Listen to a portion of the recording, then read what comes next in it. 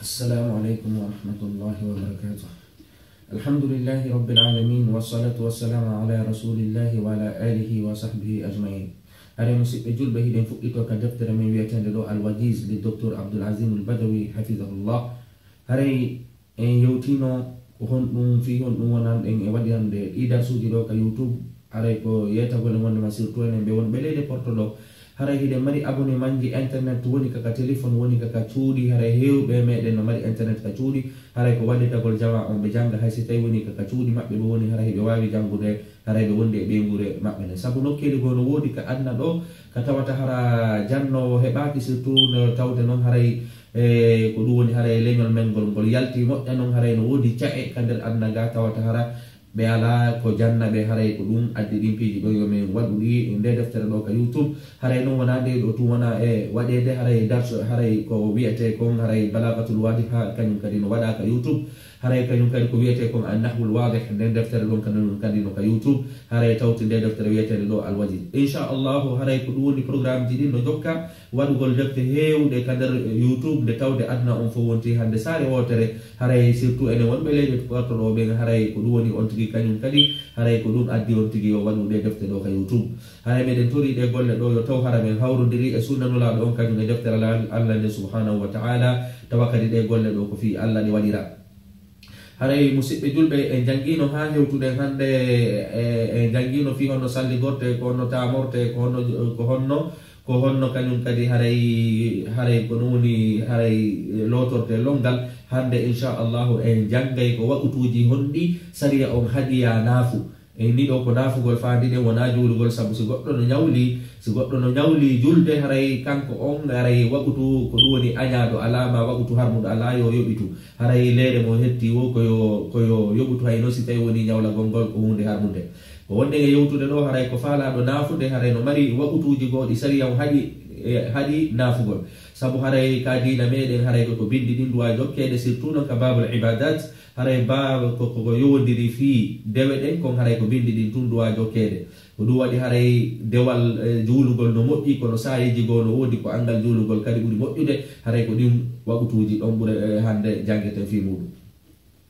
be joma deftar nawi do hafizahullah al awqat allati nuhiya anis salati fiha haray wakutuji hadadi di julugol e majji عن عقبة بن عامر الإتام والصحابة جدو بماكي قال لولا نماكي 3 ساعات كدول ساعة تتي كان رسول الله صلى الله عليه وسلم نولا صلى الله عليه وسلم ينهانا نهدى نومين أن نصلي فيهن من جولة إمجي أو أن نقبر فيهن موتانا ما ينصر مي بأمن بين إمجي حين أرنند حين تطلع الشمس بازغة حتى ترتفع كتما نانجي جنفودي هاجي توويا tuma nangi gen fudi e ngini fudugol maggi gol hare nangi ko ni ge fudi tangi fude woni de to wa hangi hatto ya ni ge jundi to yo hare be ni wonde ma hare tuma nangi ge fudata hangi to wa hare don no hada julugol wa hina yaqumu qa'imatu zahira tuma kan de to wi few inne wonde ma nangi ge fudi do tuma ge fudata e ni wonato sige gayni fudugol hare harma nafugol hande gadi ko tuma ge fudata hare no harmi tuma kadi ge yelliti ge woni tumbo haray don kanyum kadi haray no hada julugol ko wiete ko az-zawal tuma ka woni az-zawal ko dum woni inde tumbere jalorma haray don kanyum kadi no hada yo nafu gongol ni tuma fudata e tuma ge woni tumbo haray don kanyum kadi no hada nafu وحين تضيف الشمس للغروب وحين تضيف الشمس ثم نانغي كدي اونيو للغروب متغول حتى تغرب هانغي متا musibe julbe ka hadisa do ko wagutuji tati ada tabiti do taw e ngini ko wagutuji jowi woni hana nafugol wagutuji tati din tabiti e hadisa goto wagutuji didi tabito e hadisa go jonnon ndaren muradu modjuru hara fi kamande tagol si tawi goni naage gen no fudude inne hinge fudude don du ontigi duaka nafugol sige jellitoy ke kadi hange woni atumbo don kadi nge duaka na fede sige si tawi woni nge hewtoy kadi jurnita gongol mutu gongol don kadi duaka na fede jake ngandi tatiji din ko si tawi woni hinge fudude ma si tawi woni nge hewti tumbo ma si tawi woni nge mutude haray don on hana nafugol haray kadi وقد بين النبي صلى الله عليه وسلم نلا دو بانغيني علة النهي في هذا غونغول عن الصلاة دول غونغول في هذه الأوقات وغتوجي دو لقول عمرو بن عبسة سبو أودو صحابة ماكي haray nula sallallahu alayhi wa sallam bangini ko fi honnu hadi julugol e di wagutuji do sabu be makani o sahabajo do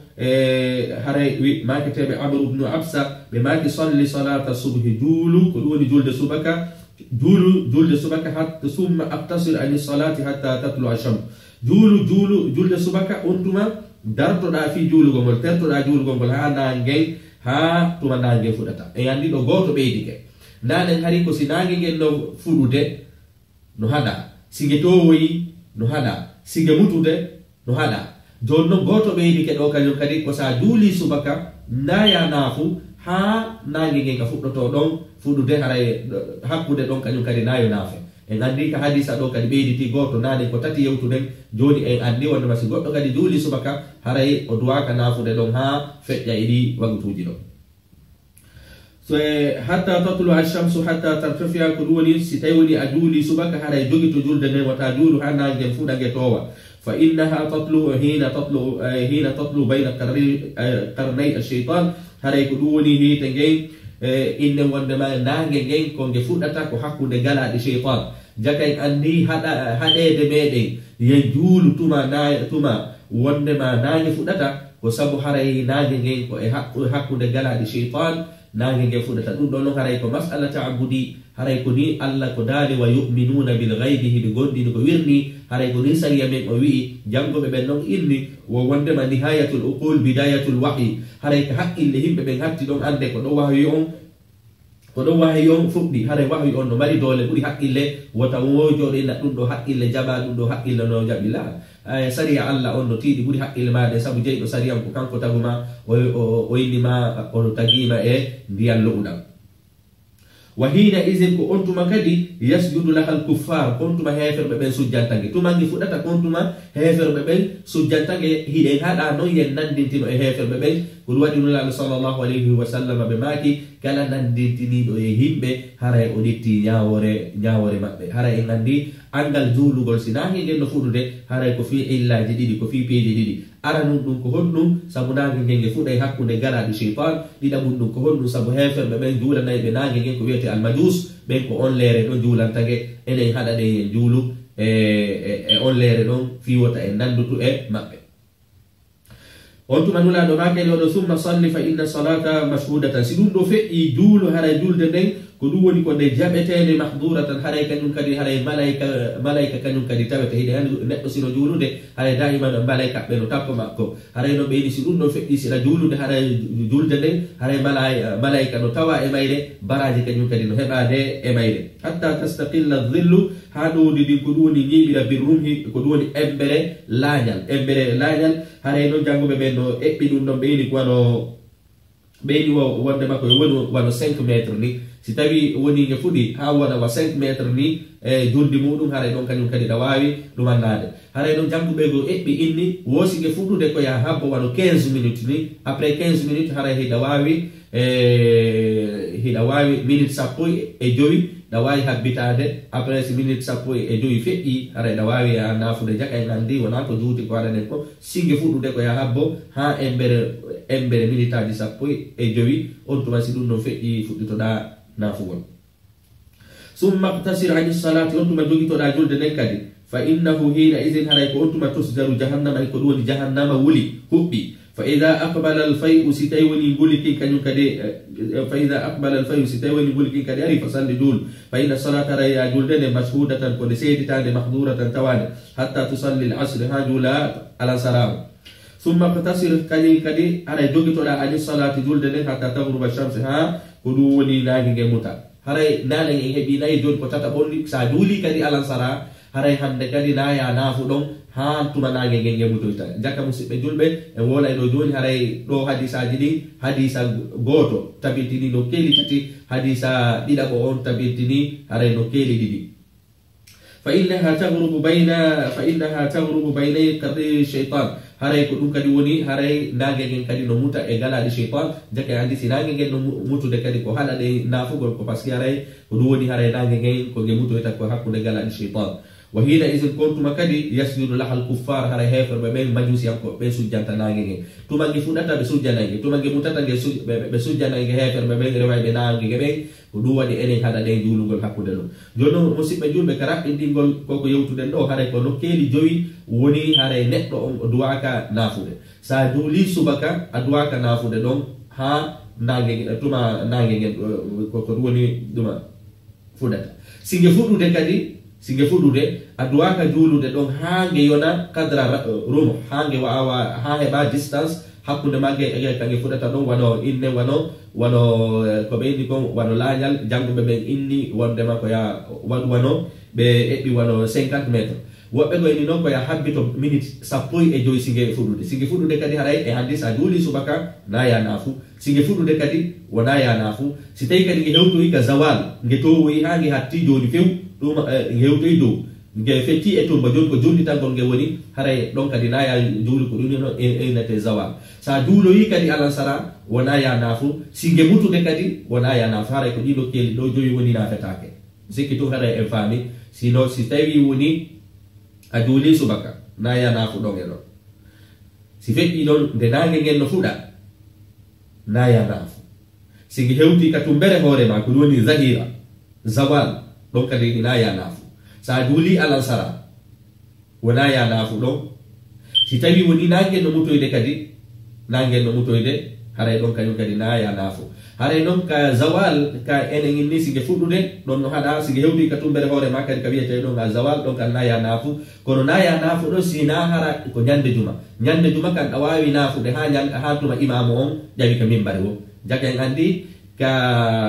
ñande juma kañum ɗa wawi naafude ka zawal fi honɗum par ce que ɗon on hina yaasi on jokki wona nange en jokki ko imamu on jokki haray noon wa yustasna min hada nahyu haray noon no ittintina e koko haɗa ɗo zamanun wa makanun jamanu e nokkuji no woodi nokkuji go kañum hay e ɗi waɓutuji ɗi yewtuɗen ɗo no aña duulugol ɓe ɗinɗon ɗi añaka duulugol e ɗin ɗon waɓutuji kono ɗiɗo waɓutuji noon ko ittintinani e ko haɗa kon ko si tawi woni ɗa natori e koko jangueten ɗo haray ɗa wawi nafude few woni hinge towi woni nge fuɗɗude woni nge mutude haray noon e koko ittintinten ɗo haray ko ɗo hatteten kadi jaken andi waɓutuji añaɗi no woodi kono noon ko si tawi woni natora kadi e ɗi nokkeeli ɗi woleten ɗo ɗi nokkeeli ɗi woleten ɗo joni ɗin ɗon kañum natora e piiji añaɗi amma zamanu amma ittintina ɗin tawa ko jamanu on jokki fa inda listiwai yawmul juma haray ko ɗum woni kaka zawali yawmul juma ñande juma kañum hay si tawi woni nange ngen hino ka tumbere hoore an ka wiyete ko alzahira hay si tawi nange hino ɗon miɗo wawi nafude ka julirde tanke imamu on fodde imamu on ƴawali ka mimbar haray hila wawi nafude saabu yawmul juma kañum no ittintina e ɗe ñalade mais sina yawmul juma si tawi ɗum wona yawmul juma haray ɗon hande kadi dagaki nafugol ka zawali si tawi woni hara nange ngen ka tumbere hoore ma woni haray dagaki nafugol ɗon saabu haray ɗen haɗa ɗon haray noon imamu maliki kañum no newni nafugol on leere ɗon men ko ɓuuri sellude ma ko ɓuura yarede ko wondema ko angal nafugol ngol saabu hadisaji tabituɗi ɗin ko selluɗi لقول صلى الله عليه وسلم سبب ولا دماغي لا يغتسل رجل غرق لو تتاكو يوم الجمعة نياند الجمعة فيتطهر ولا بنتين وما استطاع من طهور يلقى وايو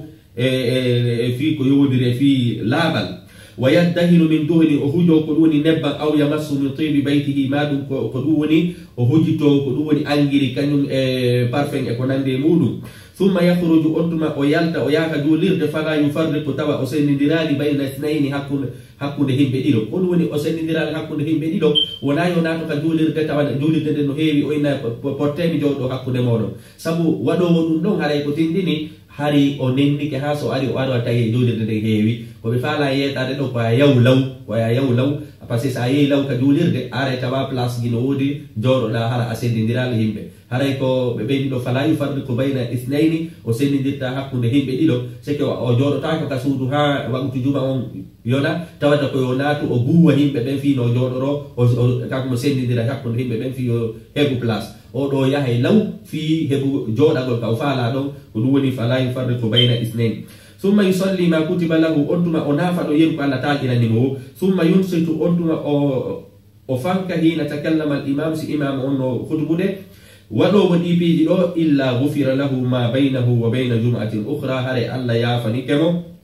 ha e juma go do hadis o yeta ken ko juma fe ittande ma don ha ko juma fe do ya fa ka ko juma aro hare din no didi kala no natori ka hadis do ko muhtamal ko duwadi nula sallallahu alaihi wasallam ma ki hare Allah subhanahu wa ta'ala ya fa dikemo o juma don ha e oya juma don non en anda juma on ha e oya juma yeso do ka ha e juma fe do don hare din no fo karam ko be ini no natori wobbe no ini ko yeso don wobbe no ini ko baawo don kono hare non ko duwodi wayno ta ko hay fi hare tungi den andi on tigi accana ko golli yontere nden ko fu wonnon de yontere ko yontere feƴƴude nden woni nde yontere arayde nden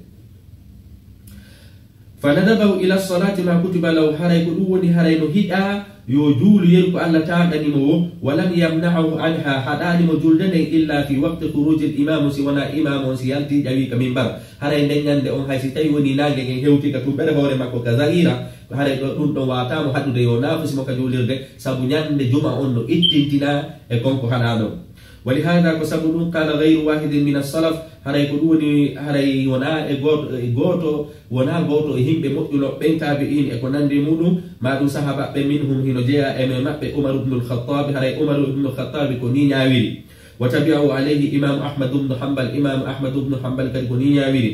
خروج الإمام وندما يلتغ الإمام يمنع الصلاة كوندو نهدا جلدنه وخطبته خطبة مكون تمنع الكلام دون كدين هذا يوترنه فجعلوا المانع بودي وندما حدكم من الصلاة جلدنه خروج الإمام ويلتغ الإمام لانتصاف النهار ونا ونقول نيالور ما أنتم ونا في كزوال هنا في هذا نيالور ما أنك أو هاتيدو hina dum feccere a nyalorma hina dum don tindini wonde man hadi haray non so yi karam ko do yewteri ni haray mo fala e tan haray mas'ala o haray no wodi po haray jama on ko do dirimo ko e fala kana tude e yanyugol ha fecciti sabu de deftere do haray ko fala den ko hewti ngol haray jama on be nafitoro harana innugol goddo wi وأما المكان أما إن عندي تكنيان دجوما نو إتتنا نيالا دهالا دنافوغول سيتايوني ناجي هيوتي كدور ما كدوني هيوتي كزوال أما نون هراي وأما المكان أما نقول إتتنا دم فمكة هراي مكة كدي سيدا كسودو كابا تو ليري مفالا أو أجولاي دون بقول هلا دولا woni ko kanagi fudata woni singa mutude woni singa ka tumbere dude ma woni sa juli subaka haray sida ka suudu kaba ana wakutu hada do kadar suudu kaba e andi Allah subhanahu wa ta'ala no heltidiri de nyaawore do suudu kaba dum zadaha Allah tashrifan wa ta'ziman harayu Allah beydul de no kuure do teddugol kan e jogagol darja fala tukrahu salatu fiha hadaka julde den ton fi shay'in hay'ahu min hadhihi al-awqat edi wakutuji di janti den jogi do di wakutuji jogi wolden do ko sitay woni harada ka suudu kaba wala sika ka suudu kaba hada di do fono dagi ya nafu لقوله صلى الله عليه وسلم سبن لا دماكي يبدا عبد المناف بايو كونو يجدل عبد المناف لا تمنع احدا وتوحد هي وتطاف في البيت وانجي ويدوسود وصلى وجولي اي ساعه وقت من ليل او نهار جمع لرما نولا دماكي يا عبد المناف كونو يهب عبد المناف توحد هي وتجول والكسود كابا ولي كو جمع ولي كو نلرما اساء مفعله والصلاة المنهي على جلد هذا عنها والصلاة المنهي عنها على جلد هذا في هذه الأوقات دي وقت وجوده هي صلاة التطوع المطلق هذا يكون جلد توات هذا جلد توات يود لا هي فس الذي لا سبب له على سبب فلا يجوز في هذه الأوقات هذا دغناكي فلا يجوز في هذه الأوقات هذا جلد دغناكي جولغول نافغول دي وقت وجوده قضاء الفوائد فريضة كان أو نافلة هذا وينو فيجوز هذه الأوقات هذا إنه دقي جول قول إدي وقتوجي له قضاء الفوائد ستايو يقول كنيولي كان على إنه قول دوا يقول دوما أواتا يقول دو فريضة كانت أو نافلة ولنو فريضة ما نافلة هذا كفاندي دو فريضة كوانو فريضة كوانو فانا يلا سراي فترة جاية كفاندي دو نافلة وانو صلاة الوتر وانو إن سنة جرين كسبكا لأنه سيدا نيولي ده دواي ده يقول ده هراي دواي ده يقول ده كدو وني هرا ka edi wagutuji do ma harada naati ka julirde hiwragol julirde den tahiyatu al masjid dun non kanyum kadi aray na wawi julude ma harada salli goyi yaha salli goda arta haraka ka julirde wonda salli gi ma firto yaha salli goyda haray da wawi kadi julugol hay edi wagutuji anyadi do لقول صلى الله عليه وسلم سبحانه وتعالى من نسي صلاة كلا هجت دجول فليصلي إذا ذكرها يجول نسو عند دين لا كفارة لها إلا ذلك هري كدون هاي فصفا وكما سوانا دون كما تجوز الصلاة هري كنين كني كنوني كني جول دين ندعني أقبل الوضوء سأنتي سالك في أي وقت كان وقته ثم سالك داو هدواي جول ثم سالك داو دواي جول هاي ستايوني وقته جديجو إدانو ناتريم لحديث أبي هريرة سبب إتام أبي هريرة أن النبي صلى الله عليه وسلم قال لبلال سبب الله صلى الله عليه وسلم ما كان سيدنا بلال عند صلاة الصبح فون بدولة الصبح يا بلال أخبرني بأرجع عمل عملته في الإسلام يأتيك قول لهن قول لمؤ يهن ورنا هات وتا كادر دين فإني سميت دفن عليك بين يدي الجنة هذا من نيبة تكما ليس أن كالجنة قال سيدنا بلال جابي ما عملت عملا والآن يقول لي أرجع عندي كروني جوغاد درجك أني سوانا من لم أتطهر طهورا مثال كتاب وسالجي في ساعة الليل وليرف من ليل أو نهار جمع ونجمع ونجلرما إلا صليت بذلك الطهور سوانا من جولي أنسالجي لما كتب لي أن أصلي ويرقى الله تعالى نني وأيني كتوني وني أوادو كسبكو أو سالجي كتوما سالجي ما كفتو أو سالجي وارا أجولا كدون دو ودي سبو نولا دوناني باتتة سيدنا بلال دين كذا الجنة يا الله wadu en be himbe kanyum kadi yo Allah wadu en yentinay be himbe mudube wa yajuzu tahiyatul masjid hare kadi no dagi hiwra gol julirde de sa hewti kadi ka julirde hare julu gol hiwro julirde de dum non kanyum kadi no dagi hay si tay woni ko e wagutuji hadaddi لقوله صلى الله عليه وسلم سبحانه وتعالى إذا دخل أحدكم المسجد ستيوني مناتي كدولرده فلا يجلس حتى يصلي ركعتين تاوتي جود هيرو جولرده كدوني هيرو رود دارده ديدي النهي أن يتطوع بعد طلوع الفجر وقبل صلاة الصبح هاي هادو كونغول نافغول هاي ستيوني بيرال كدوني ستيوني بعد طلوع باو بيرانغال فيرو ده كانيوم ادو يسوبا كيونو ده هاي دون كانو هذا ene ini do si perangal feri ajuli subaka haray no hada ya julu no si tayi kadi woni hara subaka on no heddi seeda do yo no haray don kadi da hada nafugol do be maki an yasari mawla ibn amr qala ra'ani ibn umar be do be maki sayidina ibn umar hibe wa ana usalli ba'da tulu al-fajr hal julu de bawo perangal feru de faqala ya yasar haray sayidina ibn umar ni kwayo yasar inna rasulullah sallallahu alaihi wasallam haray nulado kharaja alaina bi yaltiyame ونحن نصلي هذه الصلاة دائما جولد أو وقتلو جولد فقال بماك ليبلغ شاهدكم غائبكم عليه توابهم بيوتنا بتواكبين لا تصلي بعد الفجر وتنجول باو فجر إلا سجدتين سونا سجود سنا دارنين دي سوني حسبك باتك هراي كو يمينا دا يا جولو كو سنة سبك ولا ينانغو انافو نوم haray dum don woni ko dum odo hadisa do firi haray si tay tuuni ha heddi ke seedani do yo subaka julede inde wan hara noddinama himbe ben no jodi no habbi subaka o haray ko newnana na don ko rujjugol darde subaka den tum sunnaaje subaka den tum na ya nango e nafugol e o leere no النهي أن التطوع إذا أقيمت الصلاة هذا كدينه هذا نافقول سي جلد ندارنا نام أجهاز اللي جو ندارنا جلد نفوت نافد لا هذا يكو إننا وندما سي جلد ندارنا نام توم هذا هم دكتور كو دارنا نام دنيم فسام كو نو ودي فريلا هذا نايا ودوسون ناو أجا فريلا عن أبي هريرة أن النبي صلى الله عليه وسلم قال نلا دماكي إذا أقيمت الصلاة سي جلد ندارنا نام فلا صلاة هذا جلد على دغناكي إلا المكتوبة سونا وينانه المواضع التي نهى عن الصلاة فيها على نكوجي هذا إن كان يقولوا عن أبي هريرة إتام أو صحابة أن الرسول صلى الله عليه وسلم نلا نماكي فضلت على الأنبياء بست نلا نماكي من أورنا ما هو أن باب من بيد ديجو أوتيت جوامع الكلم من جنما كوية جوامع الكلم كلوني كمبلي مفتادي كلوني هر حالهم غوتم يوت حالهم غوتم توتا حرمانا أنه يهدي هامئي wano innen wonde ma haray nula sallallahu alaihi wasallam be mari hadis aji buy wano kabe maki don sahabajo go landi be indi ene ko hondum haray mi do fala landa de makal islam ko mi wada ta haray landa kay e goto harakati hala wingi dudali nula do maki innu amantu billahi summa istaqim innu wonde ma mi gomdi ni ni ba yore mudum haray dina kan fowdo e kan yewtere don ko dum ngine te jawabil kalim ونصرت بالرعب هراي نولي راما كد كوين كروني كلون كونو وني نون هراي جلدو موانا جلدو دائما الله سبحانه وتعالى نو ويرلي كويته كلون كدر برده هيفر بمن في هولغول جلدو كونو الله سبحانه وتعالى نو دالي وندما